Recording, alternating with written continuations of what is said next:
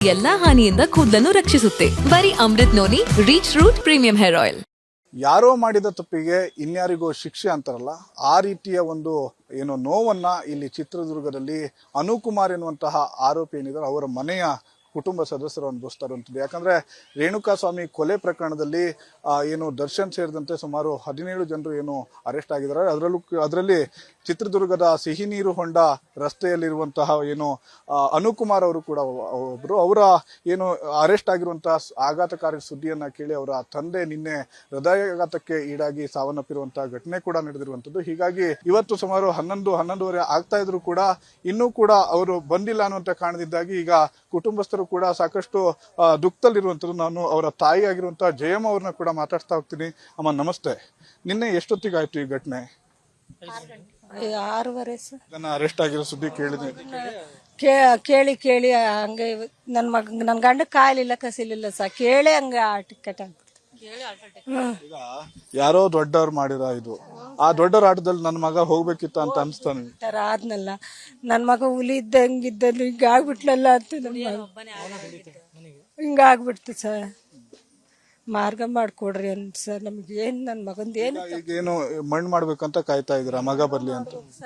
ನನ್ನ ಮಗಂದ ಏನು ತಪ್ಪಿಲ್ಲ ಅಂತ ಪರಿಹಾರನೂ ಕೊಡ್ಬೇಕು ನಮ್ಗೆ. ನಾವು ಅದನ್ನೇ ಕಾಯ್ತಿದೀವಿ ಸರ್. ನಾನು ಹೇಳ್ತೀನಲ್ಲ ಸರ್, ನನ್ನ ಮಗನ ಅಲ್ಲೇ ಇಟ್ಕೊಳ್ರಿ, ನಮ್ಗೆ ಇಸ ತಂದು ಕೊಟ್ಬಿಡ್ರಿ ಅಂತ ಹೇಳ್ತೀನಲ್ಲ, ಅದನ್ನು ಕೇಳ್ತಿದ್ದೀನಲ್ಲ.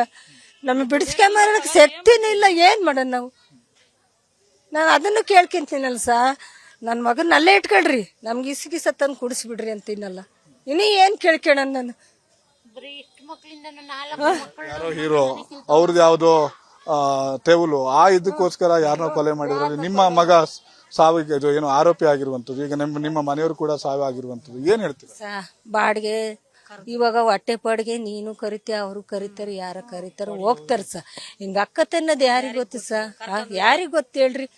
ಇವಾಗ ನಮ್ಮ ಹೊಟ್ಟೆ ಪಾಡಿಗೆ ನಾವು ಮತ್ತೆ ಮಾಡ್ಬೇಕು, ಕರ್ದ ಆಸೆಗೆ ಹೋದ್ರು ಇವಾಗ ನೀನು ಕರಿತೀಯ ಬರ್ತಾನೆ, ಅವರು ಕರಿತಾರೆ ಹೋಗ್ಕರಿ ಅಂತಂದ್ಮೇಲೆ ಅಪರಾಧ ಹೊರಿಸ್ತಾರೇನ್ ಸ? ಇದ್ದಂತರ ಮೇಲೆ ಹೊರಿಸ್ಬೇಕು ಇದ್ದ ಅವನು. ಈಗ ನಿಮ್ಮ ಮನೆಯಲ್ಲಿ ಆಗಿರೋ ಸಾವಿಗೂ ಕೂಡ ದರ್ಶನ್ ಅವರೇ ಕಾರಣ ಮತ್ತೆ.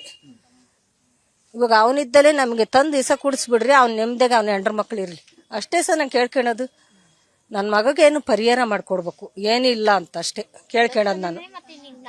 ಈಗ ನಿಮ್ಮ ಮಗ ನಾನು ದರ್ಶನ್ ಅಭಿಮಾನಿ ಆತರ ಏನಾರು ಹೇಳ್ತಿದ್ರು? ಜೈಲ್ಗೆ ಹೋದ ಅಂತ ನನ್ನ ಮಗ, ನನ್ನ ಗಂಡ ಅದ್ರಾಗೆ ಹೋದ ಸರ್. ಪರಿಹಾರ ಒಂದು ಮಾಡ್ಕೊಡ್ರಿ ಅಷ್ಟೇ ನನಗೆ. ನಿಮ್ಮ ಮಗ ಯಾರ ಮಾತು ಕೇಳ್ಕೊಂಡು ಹೋಗಿರ್ಬೋದು? ಏನು ಮನೆಗೆ ಹೇಳಿಲ್ಲ ಸರ್, ಯಾರ ಮಾತು ಗೊತ್ತಿಲ್ಲ ಸರ್, ನಮ್ಗೆ ಗೊತ್ತಿಲ್ಲದ ಏನಿಲ್ಲ. ನಾವು ಮನೆ ಕೆಲ್ಸಕ್ಕೆ ಹೋಗ್ತೀನಿ ಸರ್, ಬೀಗ ಹಾಕೊಂಡು ನಾಷ್ಟ ಮಾಡ್ಕೊಂಡ ಹಿಂಗ ಹೋಗ್ತೀನಮ್ಮ ಅಂತ ಹೋದ ಸರ್. ನಾನು ಮನೆ ಕೆಲ್ಸಕ್ಕೆ ಹೋಗ್ರಪ್ಪ ಅಂದೆ, ನಾಷ್ಟಕ್ಕೆ ಹಾಕಿದೆ, ಮನೆ ಕೆಲ್ಸಕ್ಕೆ ಹೋದ ಸರ್. ನಮ್ಮ ಮನೆಗಿದ್ರು ಹೊಟ್ಟೆ ಪಾಡು ನಡಿಬೇಕಾ?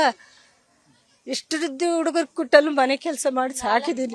ಇವಾಗ ನೋವು ಕೊಡ್ತೇನೆ ಅಂದ್ರೆ ದೇವ್ರು ನಮಗೆ ನೋವು ಬರಕಲ್ಲ ಸ.